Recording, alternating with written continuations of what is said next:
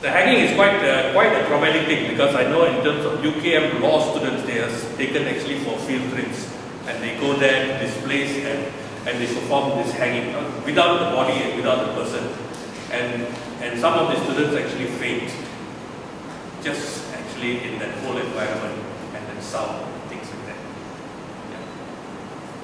Yeah. Abolish. Do you have in mind about what's the alternative? Life imprisonment, natural life. That means until you die, you stay in prison. In fact, that is more scary. That penalty, you're dead, that's it. But to actually languish in prison for such long periods is another thing. The question is that drugs addiction. So those who actually been addicted kind of things, they will tend to actually buy. So now the thing is, why is it for drug trafficking that actually we are actually going out with this whole death penalty? Because there's a lot of other addiction. There is alcohol addiction, there is a lot of other addictions actually that also have a similar effect, that they actually language thing. So why drugs?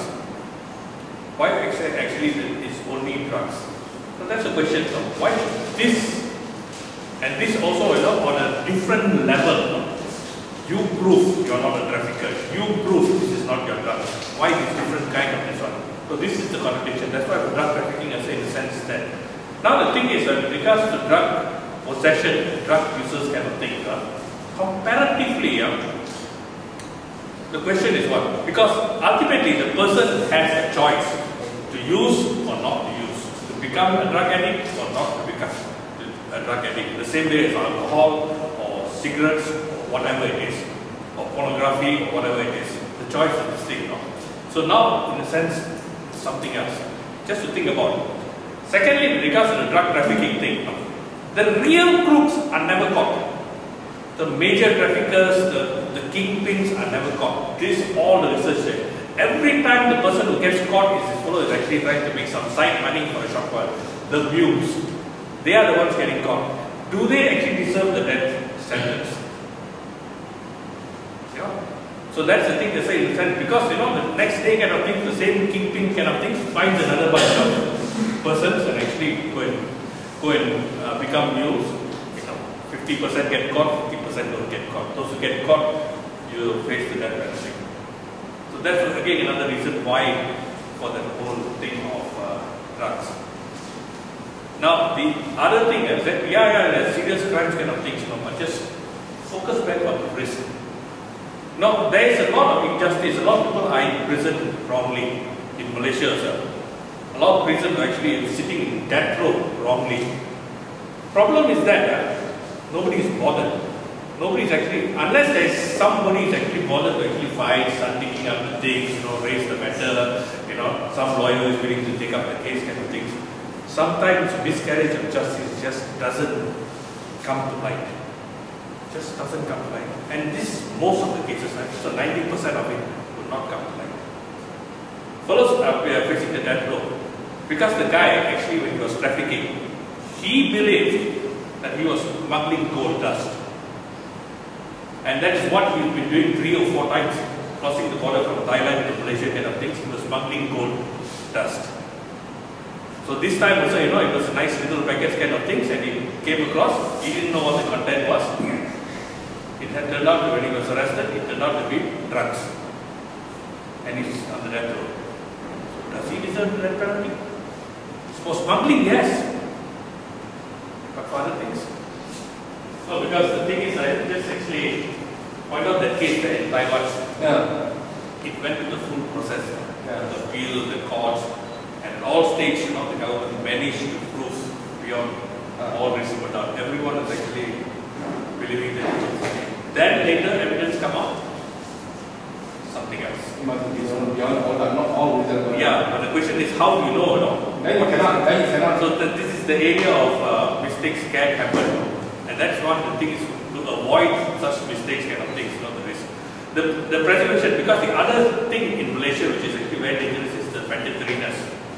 When you are actually facing a mandatory death penalty and you're actually involving in a robbery, what which you got a gun, whatever it is, or kidnapping. Now the thing is, if you know that you will, now suddenly you change your mind and you actually go and confess and say, I'm guilty, I'm sorry for doing it and all these things, I'm still going to get hanged. I might as well kill all the witnesses.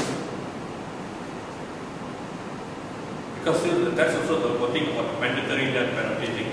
So the thing is to say, Charles, one of the things is coming out of the discussion is, should we have it across the board, or should we have it only for certain types of legislation?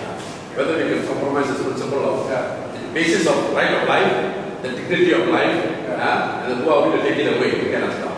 But can we have it for certain laws? And so that was in the principle and the question, whether we should have it across the board. The question is what?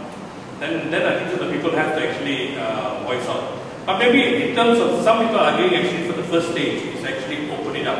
That means giving judges discretion, even for murder.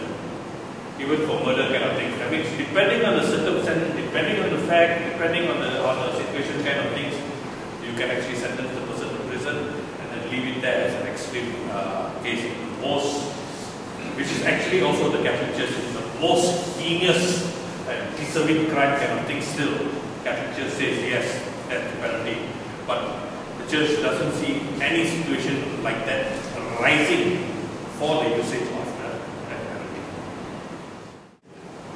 My personal experience in 88, a man was charged for having possession of drugs.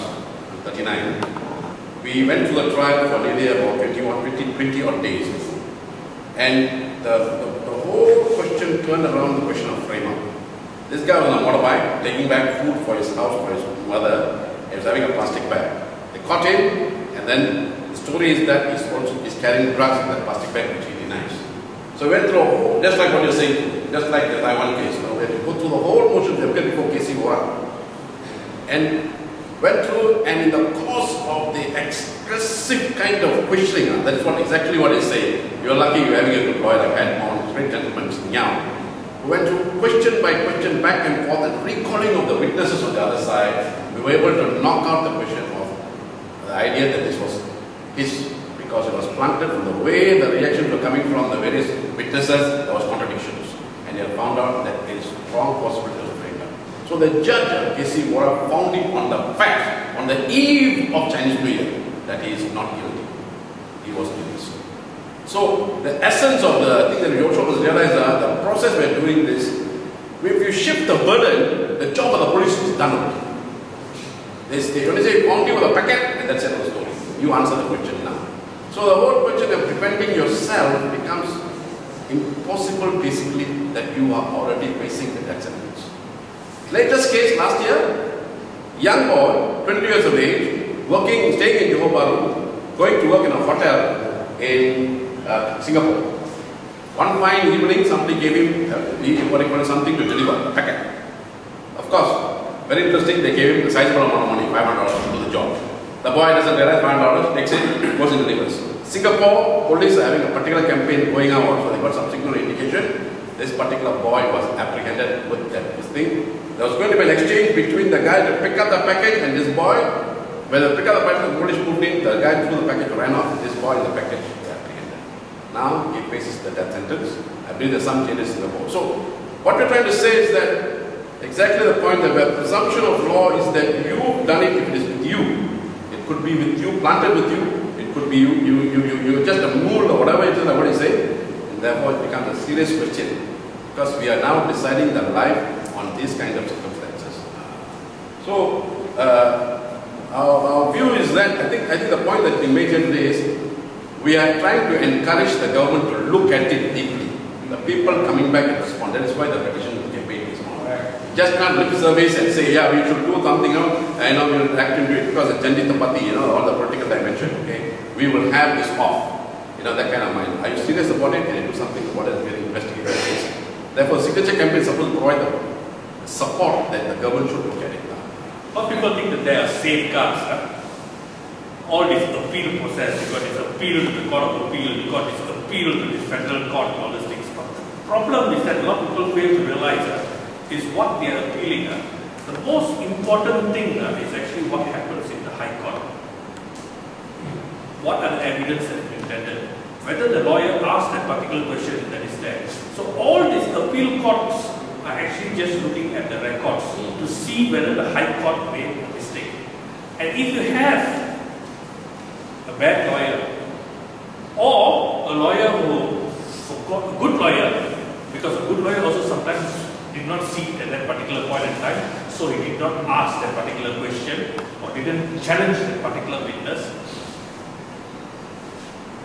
like this. And the reality is that with a lot of these death penalty cases, most of the people can't afford lawyers. So end of the day, in Malaysia, if you can't afford a lawyer in a death penalty case, the court appoints one. And so the court appoints a lawyer to act for you. But that is the state, because I've seen a lot of cases, the records of the cases when they come, they're already in the death penalty, they have finished their court of appeal, they finished this thing, and then they show me the records kind of things. You know, you feel like crying because certain things that could have raised reasonable doubt were never raised. Certain witnesses that could have been called were never called. You can't blame the prosecution, you can't blame lawyers. The whole situation stinks. It's so sad sometimes. As far as death in custody and shoot to kill incidents, I think so that is actually becoming higher than, I think it's already higher than people executed. Yes, that is true. That's the one thing that we are still fighting hard to no, this stop. Death penalty without justice. Yeah. Because also in terms of the death penalty, a few other interesting developments is that finally in Malaysia, for example, now a lot of the decisions one judge, the High Court judge make. The whole jury thing is gone. Because previously with the jury kind of things, at least you had this whole string of peers also sitting down there. At least you had 10 eggs and there was a bit of this thing. Now it's just one judge. So talk about good systems, there is a lot of possibility of error. Talk about Malaysia, it's even worse. We should actually just abolish that penalty until we get things actually in order. And then later on, you want to bring it up in for the most heinous of crimes or whatever it is, that's something else. I think the studies have been done, see, because even in terms of the countries of the world, they have actually, the whole trend has been towards abolition. They are abolishing. The whole European Union is now actually condition precedent to becoming a member of the European Union is that you abolish the death penalty. In ASEAN as itself, I think 5 countries have already, in law and practice, abolished the death penalty. Only Malaysia, Singapore, of course, is keeping it, Thailand. So the thing is that there have been a lot of studies and the inclination of the whole world actually is towards abolition. Because the thing is, death is sometimes an easy way out. Because in terms of this thing, nowadays a lot of people actually say, die, God, finish. But to live in actually incarceration kind of things is sometimes a bigger deterrent. You're going to be staying there in this thing without the ability to actually go out. This is one. Because you see, there is the sentence kind of things, a natural life. When the sentence of imprisonment for natural life means, it means until death. That means the whole thing of parole and good behavior and all those things doesn't come into the picture anymore. This has been an interesting debate, and I think this discussion should go on while the campaign to encourage the government to relook the question of the death penalties, the number of legislations, because we all believe in the right to life, and we all believe in the human dignity of life. And therefore, the essence is that we cannot be judgmental and we have no right to take away life. That is the foundation base upon which the whole idea of the signature campaign is based upon. But at the same time, we are human beings, we all fear. There are certain things that are deterrent, certain things that have been put as punishment in order to prevent people or to punish people for doing the wrong things against other people or property or whatever it is that is done. So the idea that we have had, this idea of this campaign, is in order to play a role of putting a lobbying mechanism onto the government to consider deeply the idea, whether that country should continue or move and it possibly to move. Not question of keeping up with other countries, not question of this thing, but look at the question in the real sense of the word. Other extensions from our discussion today is very interesting. We have had the feeling that crime rate is going up. We got a feeling that the drug situation is getting worse and worse, and we are worried because of ourselves, our children, our friends, our relatives, and things of that nature. That also has got to be addressed. We also got another interesting thing that we find that why we are concerned about death penalty is because the system, you see, the whole system that is supposed to act as a check and balance, the court, the judicial system itself is in a question mark. The need for reform in this area in order to ensure that justice is done. Then the other area is the one who is supposed to cover us, that is in the word, to protect us, party makan pagar, pagar makan party situation, the police force.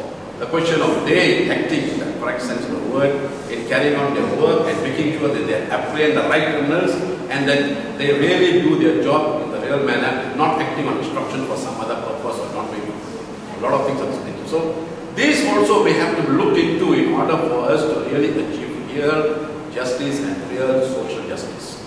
So, I think this is an interesting discussion. We would like to keep these ideas going on. This program is part of your Lantern Campaign program under the Parish Integral Human Development Committee, which is actually the whole parish like East Malaysia and West Malaysia. The program is running around in all parishes right now, and this is actually a social awareness building program on the question of death penalty. If you have not signed the campaign forms, please do so. If you have signed, thank you very much. This will be forwarded through the Archdiocesan Committee over to the church authorities to send it to the right people, including the Finance Department. Consider and study again the question of having death penalty removed. Alright, once again, we want to thank Brother Charles Hector